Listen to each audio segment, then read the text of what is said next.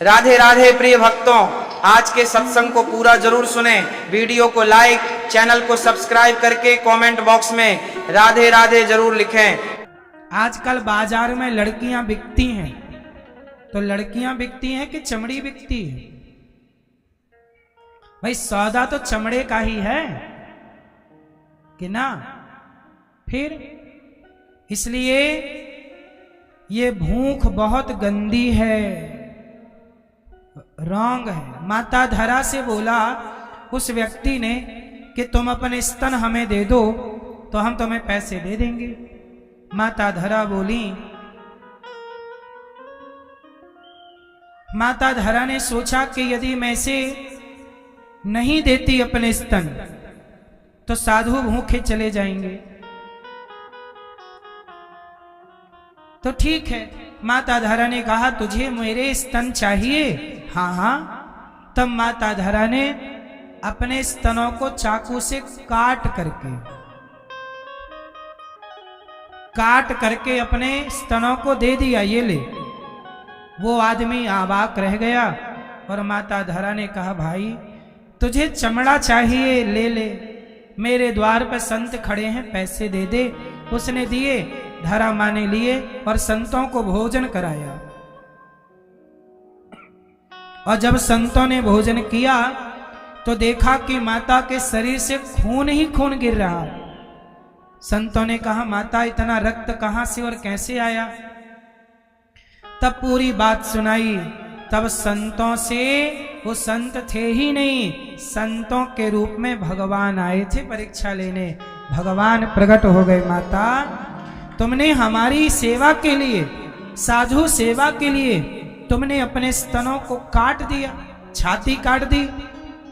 अब अगले जन्म में हम तुम्हारे बेटा बनकर, तुम्हारा दूध पीकर तुम्हारे इस जन्म के दान का ऋण चुकाएंगे, कीमत चुकाएंगे। तब भगवान कृष्ण उनके बेटा बने और दूध पी रहे हैं माता धरा का। धरा बनी यशोदा। तो बिना पुण्य के कुछ मिलता नहीं है। इसलिए आपसे मैं कहता हूं कि पुण्य किया करो और पाप से बचो। सबसे बड़ा पाप है यही, चमड़े का पाप। स्त्रियां भी ये पाप करती हैं पराये पुरुष के स्पर्श का, और पुरुष भी ये पाप करते हैं पराई स्त्री के स्पर्श का। ये पाप दोनों करते हैं, सब नहीं करते, पर बहुत लोग इस पाप में डूबे हुए हैं। और जो डूबे हैं वो ये समझ लें कि ये बहुत बड़ा पाप है। अपनी पत्नी को धोखा देना, अपने पति को धोखा देना, इससे बड़ा पाप क्या होगा? रावण जैसों की लंका इसी पाप से तो समाप्त हो गई, पराई औरत के चक्कर में। इसलिए मेरी मां सावधान।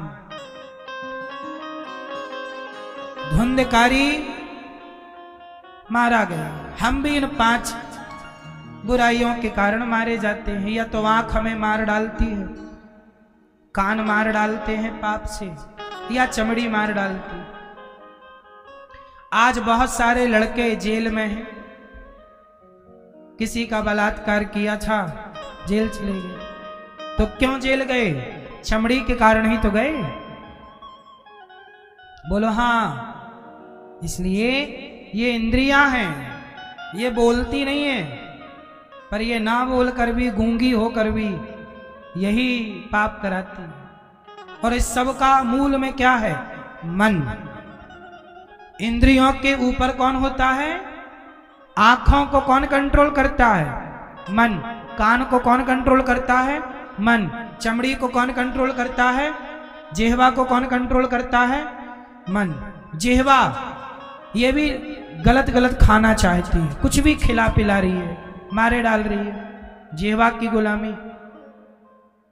इसलिए मन पे कंट्रोल। साधु, बड़े बड़े साधक, जो अच्छे लोग हैं, वो अपने मन को अपना गुलाम बनाते हैं। और जो गलत हो गए वो मन के गुलाम बन के, मन के हिसाब से काम करके अपना नाश कर लेते हैं।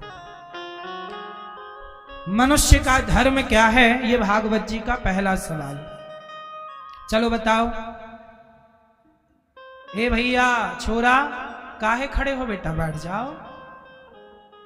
कथा सुनना है तो प्रेम से बैठ जाओ, शांति से कथा सुनो। चलो बताओ, मनुष्य का धर्म क्या है? आप बताओ भैया, मनुष्य का धर्म क्या है? आप बताओ, मनुष्य का धर्म क्या है? क्या? सेवा। बेटा बताओ, मनुष्य का धर्म क्या है?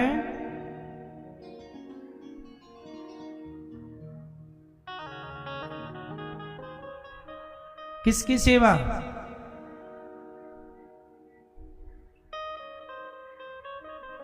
मनुष्य का धर्म क्या है?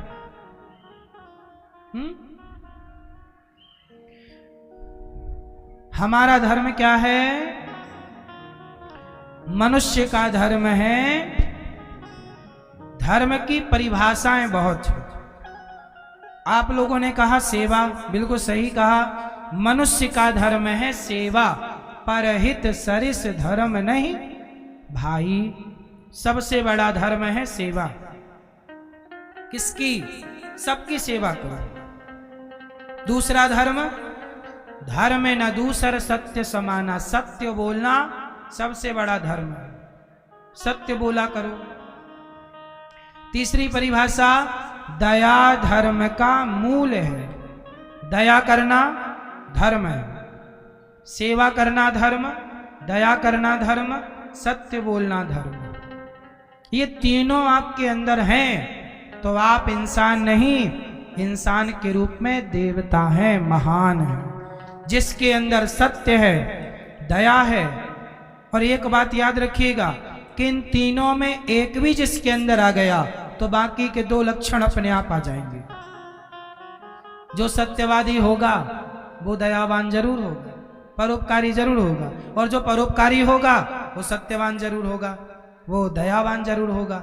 जो दयावान होगा वो सत्यवान जरूर होगा, परोपकारी। मतलब एक के आ जाने से सारे लक्षण, सारे गुण आपकी ओर खींचे चले आते। जैसे जहां गहरा होता है ना, पानी सब जगह गिरता है, बरसता है, पर पानी भरता कहां है?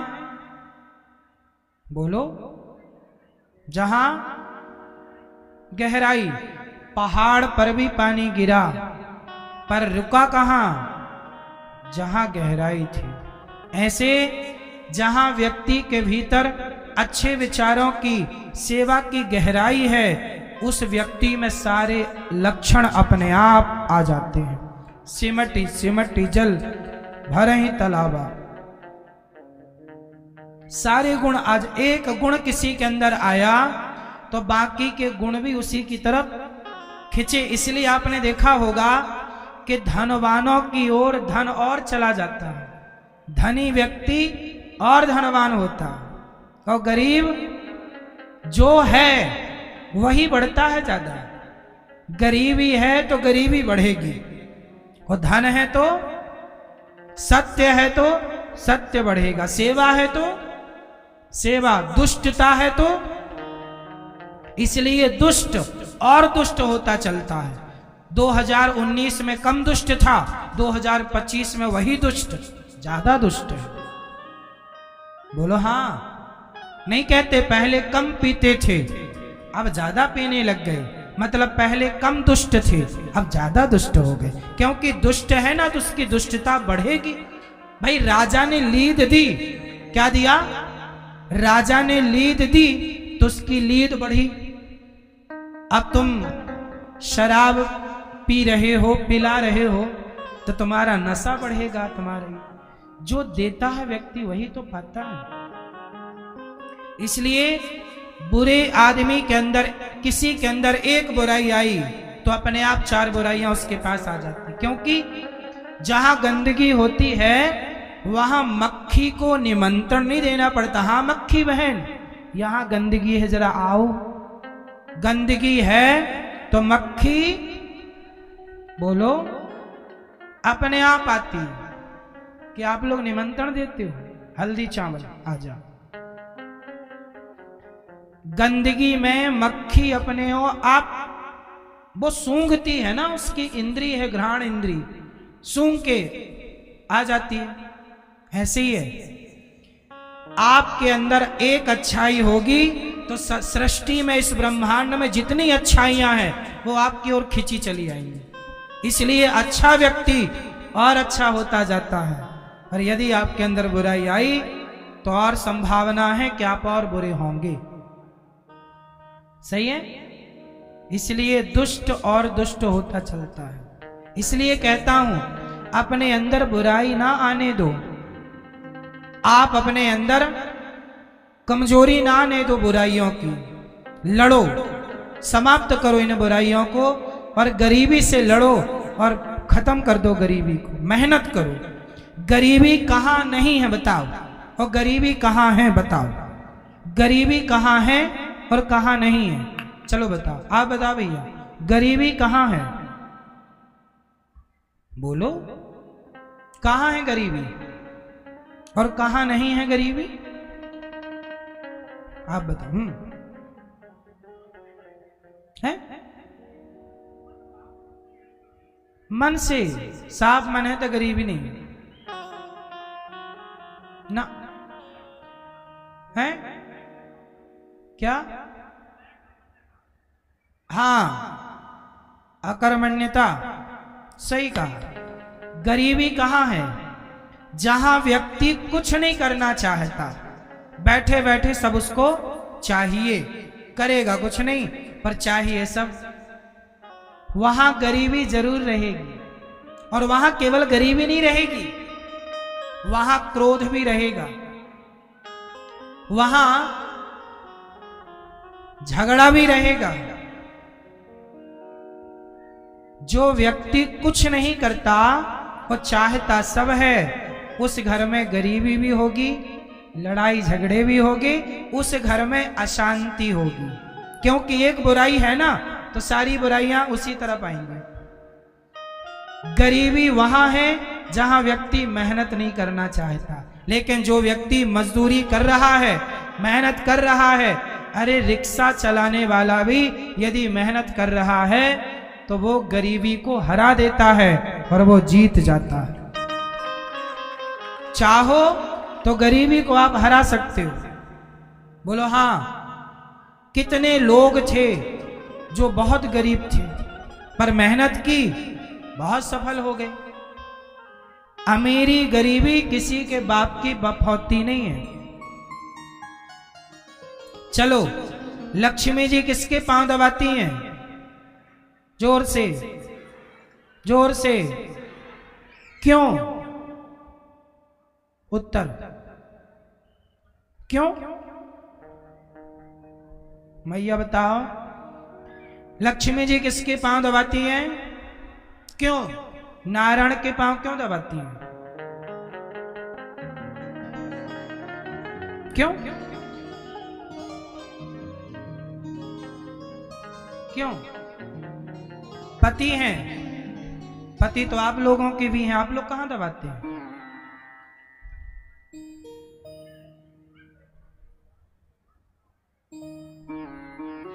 हैं? आप दबाते हैं रोज? अच्छा है। लक्ष्मी जी पांव क्यों दबाती हैं नारायण के, बताओ।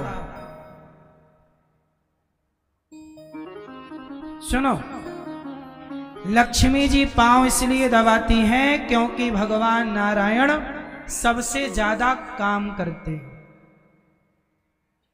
क्या करते हैं? क्या करते हैं? ब्रह्मा बनकर सृष्टि उत्पन्न करना, विष्णु बनकर पालन करना, शिव बनकर संहार करना, हर क्षण काम करते हैं भगवान। भगवान यदि काम करना छोड़ दें तो लक्ष्मी जी पांव दबाना छोड़ देंगे। ये मैसेज है समाज के लिए कि जो पुरुष काम करता है लक्ष्मी उसके चरणों में रहती है। जो व्यक्ति कर्मठ है, काम करने वाला है, लक्ष्मी उसके चरणों में रहेगी। वो काम नहीं करोगे तो बुद्धि भ्रष्ट हो जाएगी, एक एक रुपया को परेशान हो जाओगे। सच बताओ, लक्ष्मी कर्म करने वाले के पास है कि अकर्मण्य लोगों के पास? हाँ, जो व्यक्ति जितना कर्मठ होगा, कर्मठ समझते हो? कर्मठ मतलब मेहनत करने वाला, रोज नया सोचने वाला, रोज नई प्लानिंग वाला, रोज नई ऊर्जा के साथ घर से निकलने वाला, उसके पास लक्ष्मी कम नहीं है, उसके पांव पे पड़ी है लक्ष्मी। वो व्यक्ति लाख, 2 लाख, 10 लाख, 50 लाख को महंगा नहीं है, मेहनती है ना। तुम परेशान हो 1-1 हजार रुपए के लिए, तुम्हारे पास अच्छी प्लानिंग नहीं है, अच्छी सोच नहीं है। ईश्वर ने ताकत सबको एक सी दे रखी है। समय भी परमात्मा ने 24 घंटे आपको दिए तो 24 घंटे मुझे दिए।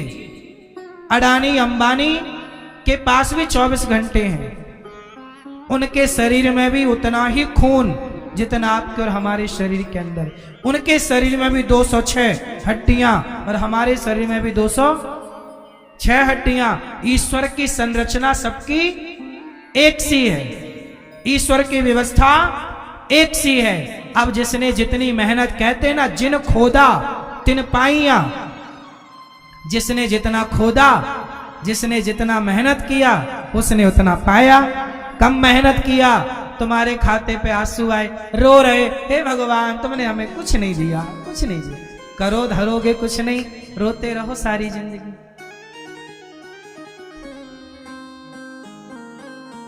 इसलिए लक्ष्मी जी पांव दबाती हैं, किसके? पुरुष तुम भी कमाओ, तुम्हारी पत्नी भी तुम्हारी सेवा ना करे। तुम कुछ करते नहीं, निठल्ले पड़े हो घर पे, तो पत्नी काहे को पांव दबाएगी? अरे कुछ काम करो, कुछ पैसे वैसे कमाओ, अच्छे से रहो, फिर पत्नी आएगी रोज दूध लेके, लो ताजा गरम केसर वाला दूध पियो, लाओ पांव में तेल लगाओ। फिर अब तुम अपनी पत्नी को साड़ी तक तो दिलाते नहीं, बढ़िया रानी वानी हार बनवाओ, सोना महंगा होता चला जा रहा है। पत्नी को बढ़िया दो सोने वाने का हार, इस दिवाली दिए कि नहीं? फिर दबाओ पांव मस्त। दीपावली में हार ले लो, साल भर पांव दबाओ, चार्ज हो जाओ 1 साल के लिए। अगले साल फिर लो हार, फिर साल भर के लिए। और जिस साल ना मिले तो बम, इस साल पांव नहीं दबेंगे।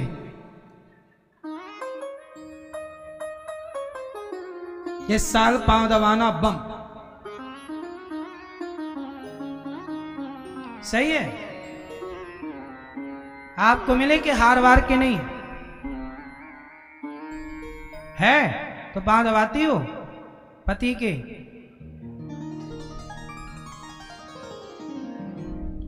ये वीडियो बनाने लगे, सुनवाएंगे पत्नी को, देखो ये भैया यही है, कहाँ है? सुन रही? हाँ, और बाद में सुनवाओगे ना, देखो दबाओ पाओ।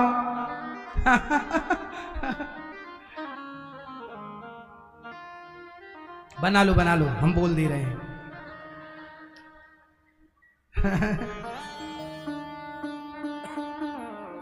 मैया तुम अभी जाने लग गई पांव दबाने?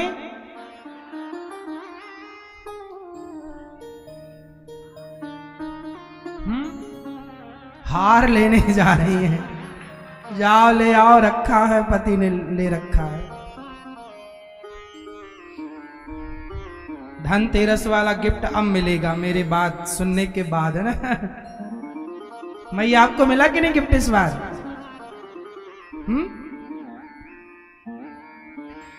कुल मिला के देखो, ये हमारे यहाँ हमारी संस्कृति ना, हमारे मंदिर भी, हमारे यहाँ मूर्तियां भी, प्रतिमाएं सब कुछ सिखाती हैं। आप ना सीखें तो वो अलग विषय है। हमारे यहाँ बिना साइंटिफिक कुछ नहीं है, हर चीज के पीछे एक कारण है, गहरा विज्ञान है। उसे ना समझने के कारण हम लोगों का नुकसान हो गया। इसलिए लक्ष्मी नारायण के पांव क्यों दबाती हैं? कारण है। नारायण सदा लक्ष्मी के साथ क्यों रहते हैं? कारण है, भगवान नारायण की सैया शेष क्यों है? शेष नाग कारण है। भगवान नारायण किस पर लेटते हैं? किस पर? शेष नाग। क्यों? पीली मैया उत्तर दो। भगवान नारायण शेष नाग पर, सबका वाहन अलग अलग है। दुर्गा जी शेर पर, शंकर जी नंदी पर, गणेश जी चूहे पर, ब्रह्मा जी कमल पर, सबके अपने अपने अलग अलग वाहन हैं, अलग अलग सिस्टम है। पर भगवान नारायण किस पर लेटे हैं? शंकर जी ने सांप को कहां लटकाया है? क्यों? भगवान नारायण के पांव कहां रहते हैं? शेष भगवान पर। एक चरण लक्ष्मी जी की गोद में और एक पांव शेषनाग भगवान की गोद में। तो शेषनाग भगवान की गोद में भगवान के चरण हैं, तो भगवान के चरणों का स्पर्श शेषनाग को हुआ, इसलिए नाग को शंकर जी ने अपने गले में धारण कर लिया कि प्रभु के चरणों का स्पर्श इस नाग को मिला, इसलिए यहां, ताकि प्रभु का स्पर्श मुझे प्रतीत होता रहे। चलो, शेषनाग पर क्यों लेटे हैं भगवान नारायण? ये चश्मा वाली मैया बताएंगे। बताओ मेरी माँ, कुछ आप भी बताओ। नहीं? गुस्सा हो क्या मेरी माँ? नहीं, ये मैया बताएंगी, पीली मैया, केसरिया मैया बताओ क्यों लेटे हैं भगवान शेषनाग पर? नहीं? सुनो, भगवान नारायण शेष पर इसलिए लेटे हैं क्योंकि जब सृष्टि में प्रलय होता है तब कुछ नहीं रह जाता, शेष कौन रह जाता है? शेष नारायण रह जाते हैं, इसलिए नारायण ही शेष है, इसलिए वो शेष पर लेटे हैं। बात समझ में आई? इस सृष्टि में जब कुछ नहीं रहता तब कौन रहता है? बोलो। तब नारायण रहते हैं, तो शेष कौन बचा? नारायण, इसलिए वो शेष पर लेटे हैं। शेष वही रहेंगे, कोई शेष ना रहेगा। जब पृथ्वी में पानी पानी कुछ नहीं, तब शेष भगवान। फिर भगवान चाहते हैं कि सृष्टि हो, तब फिर भगवान ब्रह्मा विष्णु की उत्पत्ति करते हैं। जब प्रलय होता है ना, तो ब्रह्मा विष्णु शिव भी भगवान में लीन हो जाते हैं। सब भगवान नारायण के भीतर रहते हैं, शेष भगवान रहते हैं। आपको पता है सब बातें? ये सृष्टि जब महाप्रलय होता है तब सब कुछ भगवान श्रीमन नारायण के भीतर समाहित हो जाए। इसलिए आपने देखा होगा, जब सृष्टि होती है तो भगवान नारायण की नाभि से पहले कमल निकलता है, फिर कमल में ब्रह्मा जी प्रकट होते हैं। हाँ या ना? भगवान नारायण के नाभि से ब्रह्मा, कमल, कमल पे ब्रह्मा, फिर ब्रह्मा के भ्रकुटी से भगवान शिव प्रकट होते हैं, और भगवान नारायण का एक रूप हो जाता है विष्णु। तो भगवान नारायण की 3 शक्तियां प्रकट हो जाती हैं, ब्रह्मा विष्णु महेश। ये तीनों को सब काम सौंप के भगवान विश्राम करने लग जाते हैं, अखंड विश्राम, और आंखें बंद करके वो सब देखते रहते हैं कहां क्या चल रहा है। और जहां जरूरत पड़ी, जब भगवान शिव से नहीं संभलता, जब ब्रह्मा जी से नहीं संभलता, तब भगवान संभालने के लिए भगवान श्रीमन नारायण कभी नृसिंह बन के प्रकट हो जाते हैं, कभी राम बन के प्रकट हो जाते हैं, कभी कृष्ण बन के प्रकट हो जाते हैं। शंकर जी एक बार एक राक्षस को वरदान दे दिए। उसने बोला कि मैं जिस पे हाथ रखूं भस्म हो जाए। शंकर जी ने बोला तथास्तु। अब शंकर जी वरदान देके फंस गए। भस्मासुर बोला पहले मैं आप पे ट्राई करूंगा। आपने वरदान दिया है कि मैं जिस पे हाथ रखूंगा वो भस्म हो जाएगा, पहले मैं आप पे ट्राई करता हूं कि आप सही बोले कि गलत। अब शंकर जी भागे, वरदान देके भागना पड़ा, भागे। भस्मासुर लगा पीछे, लाओ लाओ लाओ सिर पे हाथ रखूं। अब शंकर जी भाग रहे हैं। तब भगवान नारायण को लगा कि शिव हमारे संकट में है, और जब शिव पर संकट आता है तब भगवान नारायण मोहिनी का अवतार धारण कर लेते हैं, और मोहिनी बन के आए और उसके सामने नृत्य करने लगे। अब तो भस्मासुर देखा, अरे ये तो बहुत सुंदरी है, कौन हो? बोले मैं तुम्हें मिल जाऊंगी। मिल जाओगी तो आओ करो ब्याह। बोले पहले हमारे जैसे नाचो। तो भगवान नाचने लगे, करो ऐसे ऐसे ऐसे ऐसे। भगवान बोले अब ऐसे करो, और ऐसे करा के उसी का हाथ उसी के सिर पे रखवाया तो वो हो गया भस्म, और उसे कर दिया भस्म। और भगवान नारायण आए और कहा शंकर जी आगे से जरा सोच समझ के वरदान दिया करो चेलों को, नहीं तुम पे ही भारी पड़ जाए।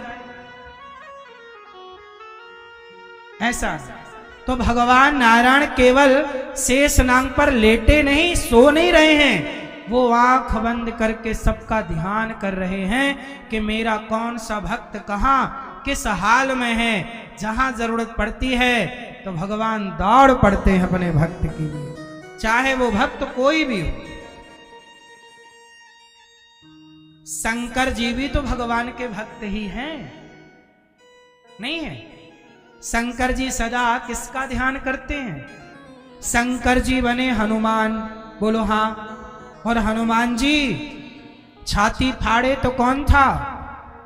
राम।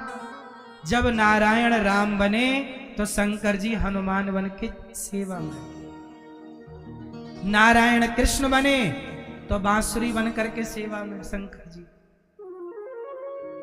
सदा। इसलिए नारद जी जैसे देव ऋषि क्या जपते हैं? नारायण नारायण। इसलिए मेरी मां शेष है नारायण, इसलिए नारायण श्रीमन नारायण। अकेले नारायण नहीं, श्री के सहित नारायण। श्री मतलब लक्ष्मी के सहित नारायण, श्रीमन नारायण। बोलो श्रीमन नारायण। इसलिए काम करते रहो, नारायण नारायण कृष्ण कृष्ण राम राम। भगवान के नारायण के अनेक नाम हैं, जपते रहो, खूब नाम जपना चाहिए, यही मनुष्य का धर्म है। अच्छा बताओ, भगवान साकार है कि निराकार है? बोलो क्या है? क्यों भैया? ईश्वर सगुण है कि निर्गुण है? साकार है कि निराकार? क्या है? सगुण तो निर्गुण नहीं है, निराकार नहीं है। आप बताओ, निराकार है तो क्या साकार नहीं है? नहीं है? पीछे भैया दोनों क्या है? दोनों निराकार और आप बताओ भैया। साकार भी, और भगवान साकार भी हैं और निराकार भी। कैसे? हमारे भगवान ऐसे हैं कि बहुत शक्तिशाली है, जब चाहें। अब कुछ लोग कहते हैं कि भगवान रूप कैसे बना सकते हैं, भगवान जन्म कैसे ले सकते हैं। अरे भाई, हमारे भगवान प्रकट होते हैं। हमारे भगवान जब चाहें जौन सा रूप बना लें। क्यों बना सकते हैं रूप? क्योंकि हमारे भगवान सर्वशक्तिमान हैं। यदि वो सारे रूप ना बना पाएंगे तो उन्हें सर्वगुण संपन्न ना बोला जाएगा। जो सब रूप बनाए वही ना सर्वशक्तिमान है। जो सारे रूप ना बना पाए वो सर्वशक्तिमान हो सकता है? इसलिए हमारे भगवान जब चाहें नृसिंह बन जाएं, आधा नर आधा सिंह, जब चाहें वामन बन जाएं, जब चाहें कछुआ बन जाएं, मछली बन जाएं, पुरुष बन जाएं, स्त्री बन जाएं, कुछ भी बन सकते हैं भगवान। इसलिए भगवान निराकार भी हैं, जिनका कोई आकार नहीं, और साकार भी हैं, जिनके सारे आकार हैं। आपके रूप में भगवान ही तो हैं, इनके रूप में। अच्छा ये बताओ, आपको जो दिख रहा है वो कौन दिख रहा है? बोलो मैया, आपको क्या दिख रहा है अभी बताओ। आपको जो दिख रहा है वो सब ईश्वर है, और जो देख रहा है वो भी ईश्वर है। बोलो हाँ। क्यों भैया? आपकी आंखों से कौन देख रहा है? आपसे सवाल, कौन देख रहा? क्योंकि वो ईश्वर आपके भीतर से निकल जाएगा, वो आत्मा निकल जाएगी, तो आपकी आंखें देख ही नहीं पाएंगी। तो मतलब आंखों से देख कौन रहा है और दिख कौन रहा है? जो दिख रहा है वह भी ईश्वर का रूप है। तो देखने वाला भी ईश्वर, दिखने वाला भी ईश्वर। इसलिए तो कहा सब में भगवान का दर्शन करना सीखो। ईश्वर कहीं एक मंदिर में ही नहीं है, सर्वत्र है। हरि व्यापक सर्वत्र समाना, सिय राम मैं सब जग जानी, करहूं प्रणाम जोरी जुग। सब में वही है, उसके सिवा कुछ नहीं है। वही बना वही मिटा। अच्छा ये बताओ, जैसे माटी से बना घड़ा, क्या बना? घड़ा। तो घड़ा बना कौन? माटी ही तो बनी। लेकिन माटी जब घड़ा बन गई तो लोगों ने उसे माटी कहना बंद कर दिया। क्या कहना शुरू कर दिया? जबकि है क्या? ऐसे ही है कि जब ईश्वर संसार बने तो संसार को लोगों ने ईश्वर कहना बंद कर दिया। जबकि संसार में हर रूप में है कौन? घड़े में माटी के सिवा क्या है? और इस संसार में ईश्वर के सिवा क्या है? पर कहा जाता है कि माटी नहीं घड़ा है, कहा जाता है संसार है। अज्ञानवश संसार दिखता है, अज्ञानवश घड़ा दिखता है, पर मूल में है माटी।